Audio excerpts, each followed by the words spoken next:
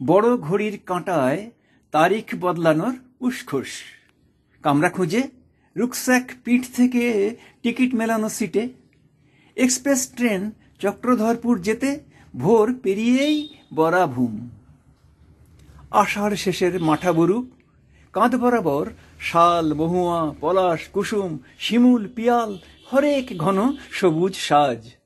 লতাপাতার আদর বন্ধনে টিলা মোড়া উড়ো মেঘের নীরব আলাপ, ক্যানভাসে তীর তীর কাঁচ জল, ঝর্ণার নূপুর, নাম জানা না জানা পাখির কিচিরমিচির, লাল মাটির আঁকা বাঁকা পথ, ছড়িয়ে ছিটিয়ে পাথর, খড়ের ঘর, টুসু, চড়ক, শিকড় পরবে রাঙানো মাটির দেয়াল।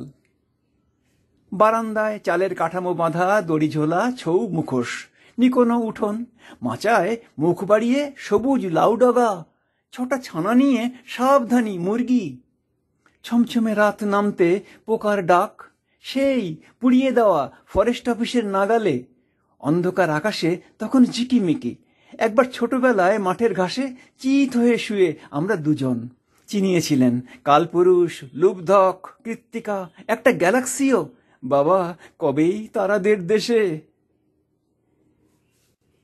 পাশ থেকে বকর বকর করা rock climber, Bermuda T shirt, Kohli ছাঁট তরুণ, 325 সিঁড়ি, তারপর উঁচু নিচু পাথর ডিঙিয়ে 1.5 ঘন্টা উপরে নেড়া চূড়ায় মন্দির, ইদারা।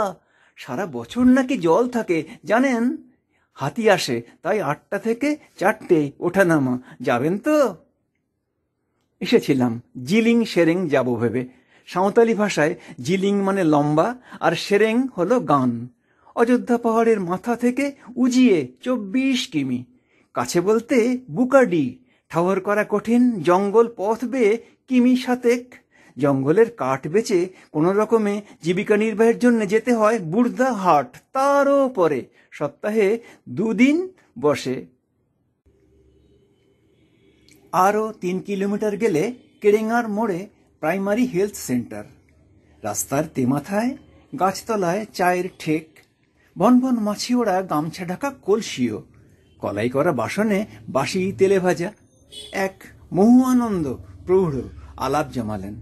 তার ঘর ওই জিলিং সেরেঙে। শালপাতায় মোড়ানো বিড়ি টেনে কাশতে কাশতে অন্যেরাও আলোচনায় যোগ দিলেন। সরকারি প্রাইমারি স্কুল আছে একটা, এনজিও স্কুলও একটা, হাই স্কুল অবশ্য সেই আরশায়, যেতে 2 ঘন্টা সাইকেল ঠেলতে হয়। তবে যে রটনা, কিছুই নেই। ছুটে আসা উদ্যম থমকে, মন নেই আর। না, যাব না, কোথাও না। রাত আরো ঘন, আর চাদর ঢাকা খাটিয়ায় অ্যাটাক, ছারপোকার অপারেশন আগন্তুক। গত বছর ইচ্ছেগাঁও 1 মাস লুকিয়ে ভিড় থেকে বলেছিলাম না। পাইন বনে হাঁটতে হাঁটতে এদিক ওদিক, এই মেঘ, এই বর্ষা ভেজা, তো এই রোদ ঝলমল সবুজ পাহাড়, বরফ মোড়া কাঞ্চনজঙ্ঘায় সূর্যের আসা যাওয়ার আলো ছায়া। রাত্রিরে চোখ তুললেই প্রকৃতির নক্ষত্র জমায়েত। নিচে পাহাড়ে পাহাড়ে লোকালয়ের কাঁপা কাঁপা আলোর সৌন্দর্য। অনেক উপরে উঠে একটা বীজ কুড়িয়ে পুঁতেছিলাম একটু খুঁড়ে। রোজ ফাটা কাঁকর মাটিতে আঁজলা ভরে জল দিই। ভাবতাম অঙ্কুর ওঠা দেখে তবে আসব, হয়নি। আর একবার গেলে হয়। এতদিনে কিছু কে জানে। শালকিয়ার প্রবীরদা সারা রাত জেগেছিলেন ক্যামেরার শাটার খুলে, প্রজাপতির গুটি কেটে বেরিয়ে আসা মুহূর্ত ধরার জন্যে। শেষ রাতে যেই না ঝিমুনি, একটু অন্যমনস্ক, অমনি পাখনা খুলে ফুরুত। অবলুপ্ত G+ সমাজ মাধ্যমে চেনা রুদ্রপুরের প্রতিম। উঠোনের জবা ফুল গাছের ঝোপে টুনটুনির বাসা। কাজকর্ম ভুলে তককে তককে ডিম থেকে ছানা বেরোনোর ভিডিও তুলেই ছেড়েছিলেন। ডুয়ার্সে মূর্তি নদী, গরুমারার অমোঘ টান।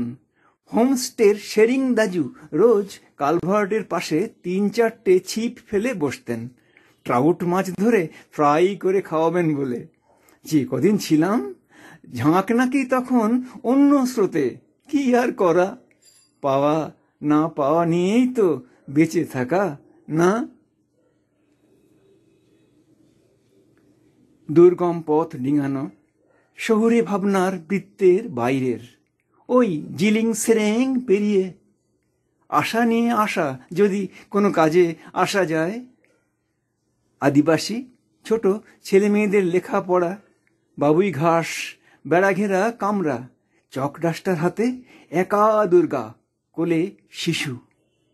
কিন্তু বিভ্রান্তি, চিত্রনাট্য না তো, বাস্তব তো, একক না এনজিও, এনজিও না এক চা বাবু, শুনে ধর্মর করে তন্দ্রা ছুট।